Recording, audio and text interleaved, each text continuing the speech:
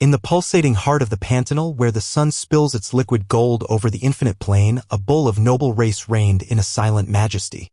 Its black hair, bright as polished ale, covered a mountain of muscles that moved with surprising grace, a force of nature contained in every slow and deliberate step.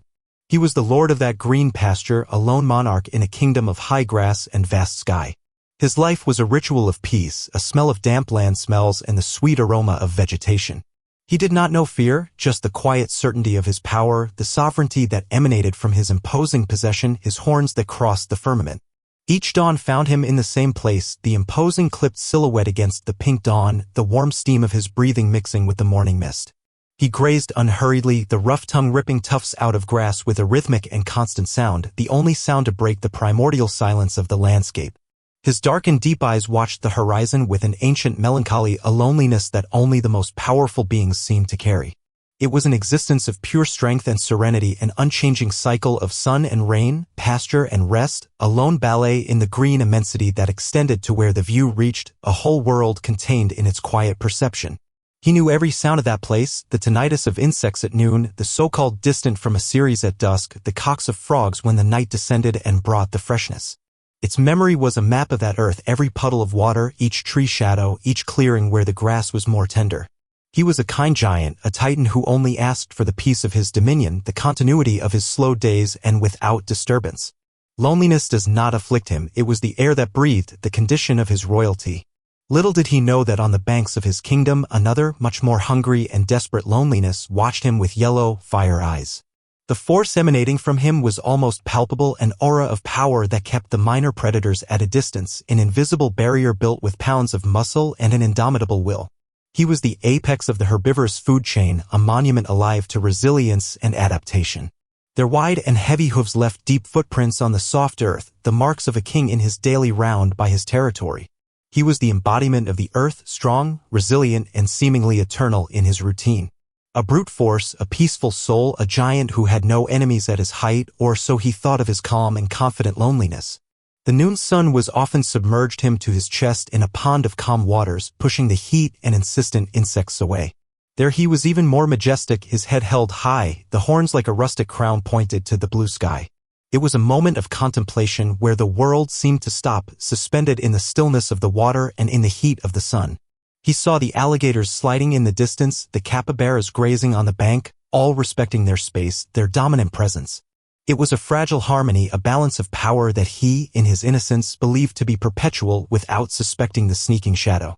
The afternoons were passed under the generous shadow of a large ipe, its purple flowers forming a delicate rug on which it ruminated. It was a slow, meditative process, the constant movement of his jaw echoing the patience of nature itself.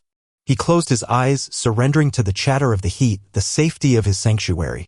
He was a king on his earth throne and grass, guardian of a peace that he himself had cultivated with his presence. Nothing could shake your world, nothing could challenge your power. Confidence was his shield, routine his armor, and loneliness his only and constant company. With the nightfall, a new symphony began, and he heard her with the same calm. The sounds of darkness did not scare him, for he was part of it, a larger shadow between the shadows. The brightness of his eyes reflected the light of the moon, two headlights of life in the dark vastness. He was lying on the land that still kept the heat of the day, the immense body relaxing completely, surrendered to the sleep of the righteous. It was the image of absolute peace, a dormant giant under the cloak of Pantanal stars, dreaming perhaps with even more green pastures and endless days of sunshine and silence, an unconscious guardian of his own vulnerability. Its muscles were maps of power, hints of strength under dark skin, each fiber seasoned by a life of movement and resistance. He was a feat of evolution, a walking fortress designed to survive and thrive in that wild environment. Its existence was a silent testimony of the grandeur of life, the beauty contained in brute force and the peaceful soul. He did not seek conflict, only the continuity of his quiet existence. It was the embodiment of resilience, a being that seemed eternal, a central piece in the living tapestry of the Pantanal, a pillar of stability in a world of constant changes and hidden dangers. But peace is a river that runs to a sea of uncertainty, and loneliness sometimes attracts unwanted companies. In that particular day, the air seemed heavier, the deeper silence, as if nature itself arrested anticipation breathing. The bull, immersed in his routine, did not realize the subtle change in the atmosphere, the fixed look that mediates him at a distance. He continued his pasture, step by step, getting closer and closer to the line of tree that bordered the clearing where the shadow and hunger were in a wakeful patient, preparing the stage for the unfolding drama. Hidden in the dim light of the riparian forest where the trees lean over the river, another form of royalty observed. It was a tanned jaguar, a female of lethal beauty whose golden and black rosettes made her a ghostly appearance in the filtered light. His body was the definition of predatory efficiency, a set of long and flexible muscles ending in paws that carried claws like curved daggers. She was lying, her belly glued to the floor, her head down, but her yellow eyes, two wild, intensity embers, were spiked in the distant figure from the bull. Hunger was a sharp pain in her stomach, a fire that propelled her. She had been there for hours, a monument to patience, every fiber of her being focused on one purpose, hunting. The wind blew in the right direction, bringing its smell away from the prey and bringing to her the strong and altia odor of the bull. It was a smell of life, of flesh, of survival. For the jaguar, the bull was not a majestic king, but a promise of livelihood, the answer to the hunger that consumed her and waiting for her in a nearby hiding place, in the form of two small, hungry puppies. Hunting was not a sport, it was a desperate necessity, an act of maternal love transformed into imminent violence. Their movements were minimal, almost imperceptible. Only the occasional tremor of the tip of its tail betrayed the accumulated tension in its slender body. She studied the bull, memorizing her rhythm, the way he moved his head, the moments he was distracted. She was a strategist, a hunter whose intelligence was as sharp as her claws. The open plain was the Taurus territory, but the shadow was yours. And she knew that sooner or later, the giant would approach enough, crossing the invisible border between the security and the death zone she had established. The sun hit her back, warming her hair, but inside she was cold like death. Hunger made her bold, willing to risk the attack on such a formidable prey, a challenge that many predators would avoid. But the image of his puppies, waiting in the silence of the den, erased any hesitation. She was the provider, the hunter, the queen of that stretch of forest. His loneliness was different from that of the bull. It was a loneliness full of responsibility, a weight that prevailed to the forward, for danger, to the promise of blood and life that was calmly grazed under the sun in Clinton's. She moved, not like an animal, but as a whisper in the vegetation. The paws landed on the floor without a single noise, the body wavy between the tree's trunks, always keeping the roof, always with fixed eyes on the prey. Each step was calculated, each muscle controlled with absolute accuracy. It was the embodiment of stealth, a golden, black spectrum sliding down the edge of danger. The world for her had been reduced to 2 points, hunger in her womb and the pulsating heart of the bull in front of her.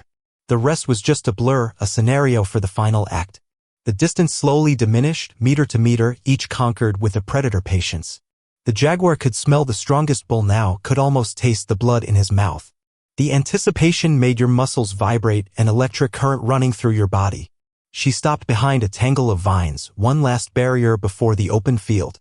From there, the vision was perfect. The bull was on his back to her, the tail swinging lazily, completely oblivious to the stretched death, which breathed the same air as him, which means the strength of his neck.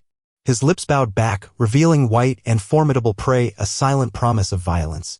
There was no anger in his gaze, just an absolute concentration, the clarity of purpose that only a predator at the height of his hunt has. She was the darkness that precedes the storm, the calm before the explosion. The bull was the mountain, but it was the earthquake that was about to shake it to its foundations. The beauty of its form hid the brutality of its intention, a duality that defined the very essence of wildlife. The jaguar waited for the perfect moment. The breeze that stirred the grass, the moment the bull would lower his head to tear another tuft of grass. It was a second instinct game.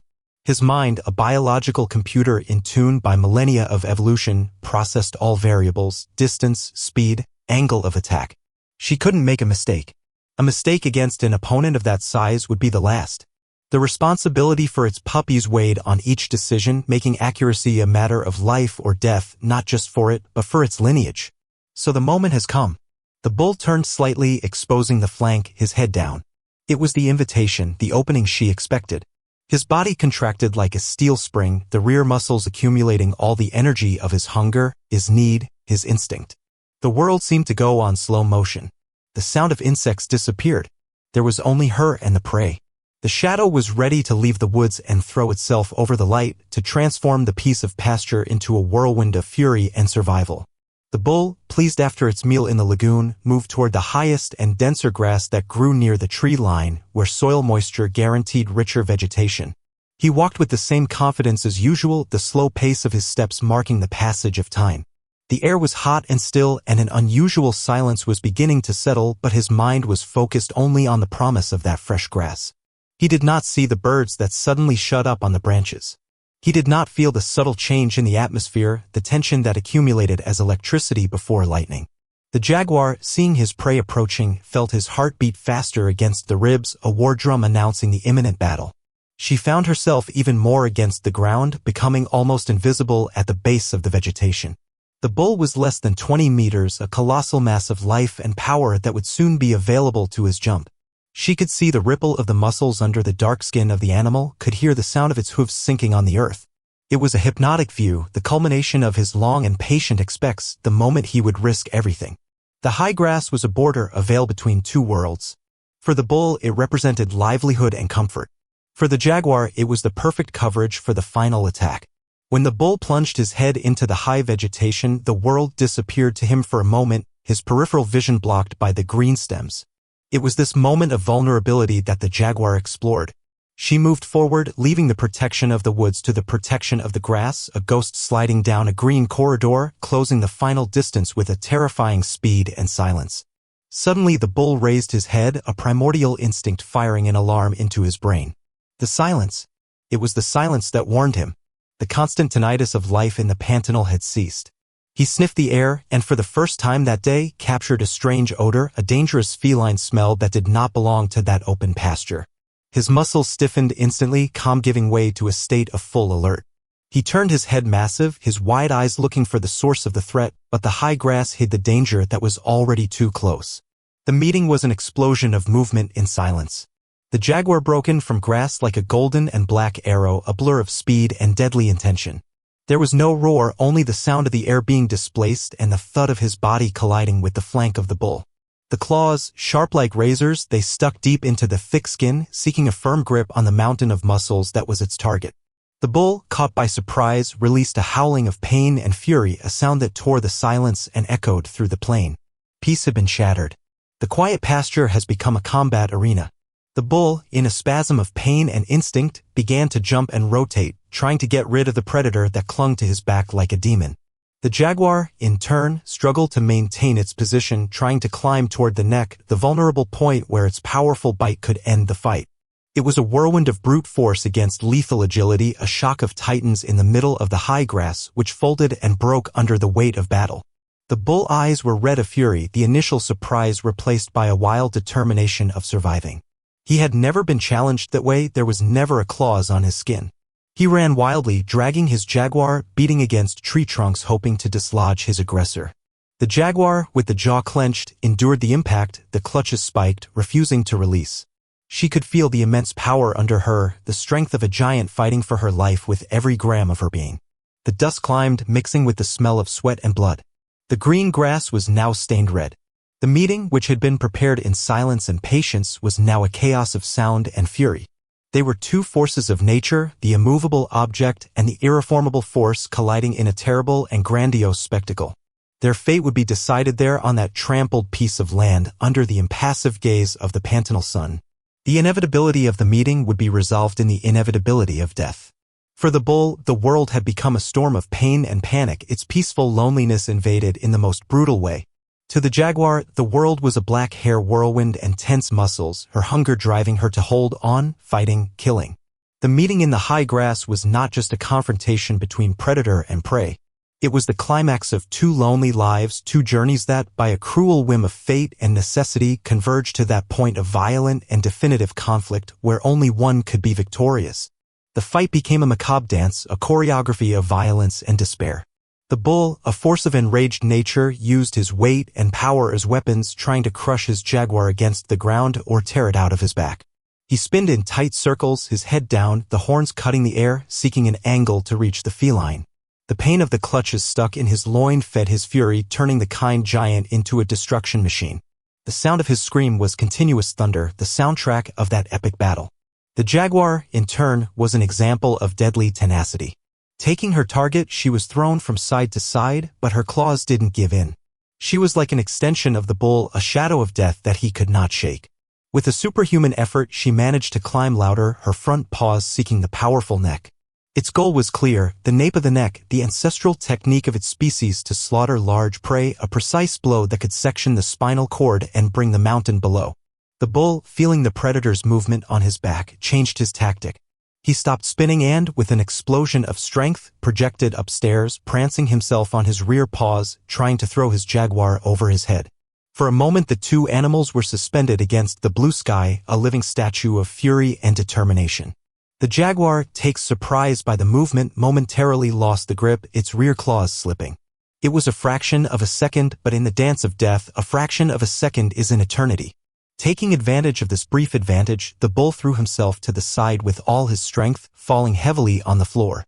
The impact was tremendous, a deaf thud that raised a cloud of dust. The jaguar was caught under the weight of the giant, a sharp scream of pain and surprise escaping from his throat. She tried to squirm, leave under that avalanche of flesh and bone, but the weight was overwhelming. Bones broke, the air was expelled from his lungs. The hunter, for a moment, became the victim. But the ferocity of the jaguar did not easily go out. Even wounded, she continued to fight, digging her teeth into the bull's leather, biting, scratching, inflicting pain even as her own life was gone. The bull, rising with difficulty, was also severely injured. The jaguar claws had torn his skin and muscles and the fight had exhausted him. He turned to face his now fallen, his chest panting, the blood running down his flanks in red rivers. The jaguar, with the spine probably departed, tried to drag on, but his hind legs didn't respond. Her yellow eyes, however, still burned with the hunter's fire. She growled to the giant who watched her, a last act of challenge. The bull, seeing his disabled enemy, did not feel triumph, only the weight of his own pain and exhaustion. He took some hesitant steps, his body shaking through effort and blood loss. The dance was coming to an end and the stage was covered with the price of survival. The adrenaline that supported the bull began to decrease and the true extension of its injuries became apparent. The cuts were deep and one of them, near the neck, bleeding profusely. He looked at the dying jaguar and perhaps, in those final moments, there was a flash of understanding, the recognition of a worthy opponent. Two kings, each in their own domain, brought to ruin by an inevitable encounter. Life and death had danced, and now, exhausted, the two partners collapsed on the silent stage. With one last sigh, the jaguar was still, his yellow eyes losing his shine, fixed in the Pantanal sky. His hunt was over. The bull, standing on her, shook his head as if he tried to push the mist from the death that was also approaching him. He took some more stumbling steps away from his opponent's body, and then his legs gave in. The giant fell to his knees first and then fell sideways with a final sigh that seemed to carry all the loneliness of his life. The dance was over without winners. The silence that followed was deeper and heavier than any previous silence. It was a silence filled by the tragedy, the end of two magnificent lives. The sun continued to shine, the wind blowing gently, indifferent to the drama that had just concluded. In the tall, now wrinkled and stained grass, lay the hunter and hunting bodies, side by side, united in death like never in life. The fierce dance was over, leaving behind only the stillness and echo of a monumental fury. The dust lowered slowly, revealing the final scene of the tragedy. The bull and jaguar, two forces of nature, lay real estate in the blood-stained clearance. The noon sun, now on its peak, illuminated the scene with a hard and merciless light. There was no glory, only the brutal stillness of death. The wind blew gently through the grass, creating a whisper that looked like a regret for the lost nobility. Nature, in its impartiality, was already beginning the process of complaining what was yours, with the first flies landing on the immovable bodies. From afar, coming from the horizon, a weak and melancholy sound broke the silence. It was the echo of a baranti. A human sound, a call to cattle, the mark of another life that continued, completely oblivious to the epic drama that had happened there. The sound of the baranti was the sound of the world continuing its course, of men taking care of their flocks, the routine that does not stop because of a battle between beasts. For the Pantanal who played the instrument, it was just another day of work. He would never know of the courage and fury that unfolded a few miles away. The contrast was overwhelming. On one side, the absolute silence of the hunt, a heavy silence with the end of two strains. The jaguar would not go back to its puppies. The bull would no longer graze in its lonely kingdom. His stories, his struggles, his instincts, everything had ended there, in that piece of land. On the other hand, the distant echo of human activity, a reminder that the world is vast and that the individual, even the most grandiose tragedies, are only small notes in the symphony of existence. The sound of the baranti was an involuntary epitaph for the two warriors. As the sun began its slow descent towards the west, other creatures began to approach, attracted to the smell of blood. First, the vultures circulating loudly in the sky, descending in patience. Then, the most bold messes landing on nearby trees, watching with their penetrating eyes. It was the Pantanal cleaners, the recycling agents whose role was as essential as the predator and the prey. They expected, with a patience born of certainty, for the moment of starting their funeral banquet. The silence of the hunt was now the silence of waiting. The tension of the battle had been replaced by the tension of expectation. The death of two magnificent beings would become the lives of many others. Nothing would be wasted. Each gram of muscle, every drop of blood, would be reincorporated to the cycle of life and death. It was the unchanging law of the Pantanal, a law that does not care about nobility or courage, only the continuous flow of energy. The battle scene was becoming a table set by nature. At dusk, when the moon rose, pale and ghostly, the scene was both beautiful and terrible. The silver light bathed the bodies of the bull and jaguar, giving them a sculptural appearance like a tragic monument erected in the middle of the plain. The echo of the Baranti had been disappeared for a long time, replaced by the night sounds of the Pantanal. The cooex of the frogs, the cry of an owl, life continuing around the shrine of death. And hidden in the darkness, two small pairs of yellow eyes were waiting for a mother who would never come back. The story of that fight would never be told in words. There would be no songs or poems to celebrate the bravery of the bull or the toughness of the jaguar. His heroism and his tragedy would be a secret kept by the earth, witnessed only by the silent eyes of other creatures and the indifferent heaven. The only record would be the life cycle continuing, the grass that would grow the greener in that place next year, nourished by the remains of the two giants. The memory of the battle would dissolve back in the landscape. The echo of the Baranti represented one world and the silence of hunting another. These were worlds that coexist, who touched the edges but rarely understood. The man with his cattle, the jaguar with his hunger, the bull with his loneliness. All part of the same tapestry, each living their own epic history, often unaware of the existence of others. That day, two of these stories collided and ended, leaving behind only silence and a distant echo. And so, the night covered the clearing. The silence of the hunt became absolute, a void left by the absence of two hearts that hit hard a few hours earlier. The moon followed its course, the vultures descended, and the cycle continued. The greatness of the fight was swallowed by the immensity of the Pantanal, proving that even the fiercest battles are just a blink of eyes in geological time, a moment of fury in an ocean of calm, a scream for the eternal silence of the wild nature. The legacy of that battle was not written in stone or sung in verses, but was recorded in the silent memory of the ecosystem. In the following days, the clearing became a point of convergence for life and death. The vultures and carcaras fulfilled their role, cleaning the bones with a dark efficiency, leaving only the skeletons like a monument silent to the ferocity of the meeting. The smell of death gave way to the smell of land and grass, and nature began its slow work of erasing the visible scars of the fight. But the legacy persisted in other ways. The jaguar puppies, left alone, faced an uncertain destination. His survival, now dependent on luck and chance, was a tragic echo of his mother's choice. Perhaps one of them, the strongest, the luckiest, survived to carry the strain of his brave mother. And in their genes would be the memory of that audacity, the willingness to face impossible challenges, a legacy of bravery that would be tested again on the Pantanal ruthless plains. For the other creatures, the absence of the great black bull was noted. Other bulls, previously kept at a distance by their dominant presence, began to explore their ancient territory. The plain hierarchy has been subtly altered. The absence of the jaguar also created a vacuum, allowing other prey, such as capybaras and deer, moving with a little more freedom in that area, at least for a while, until a new predator claimed that hunting territory. The power balance, always fluid, found a new point of stability. The story, though not told, became part of the instinctive knowledge of the place. A deer that passed by would smell the residual smell of death and fear, and his instinct would warn him to danger. A new jaguar, passing by, might smell the ghost smell of his predecessor and the blood of his formidable prey, learning a silent lesson on the hunting boundaries and risks. The legacy was an invisible lesson, woven in the plot of smells, sounds and memories that make up the sensory world of animals. This kind of raw and majestic tale resonates deeply with those who understand nature in its purest form. Older people over 50 who may have lived closer to Earth or who simply accumulated wisdom to appreciate the beauty and brutality of the life cycle understand the nobility in such a confrontation. They see not only violence but courage, instinct, struggle desperate for life and the support of an offspring, universal themes that transcend the animal world. For this audience, the history of the bull and jaguar is not just a documentary about nature. It is an allegory about the existence itself. About the loneliness of the strong, about the sacrifices made for love and necessity, about the fact that even the most powerful can be overthrown. It is a story that evokes respect, both for herbivorous who defended his life with a titanic fury and by the predator who risked everything to feed his puppies.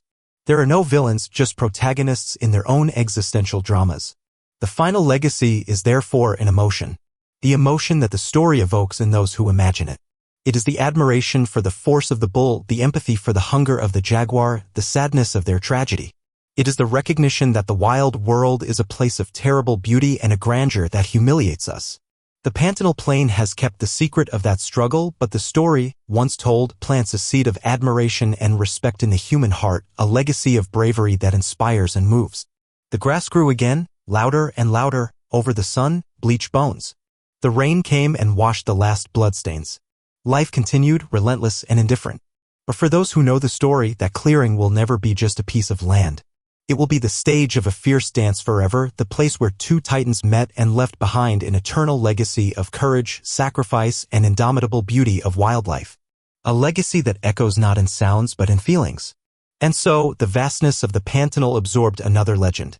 A legend without words, told by the wind that whispers between the bones, the grass that nourishes the death, and the attentive look of a jaguar that perhaps one day becomes as brave as the mother he never knew.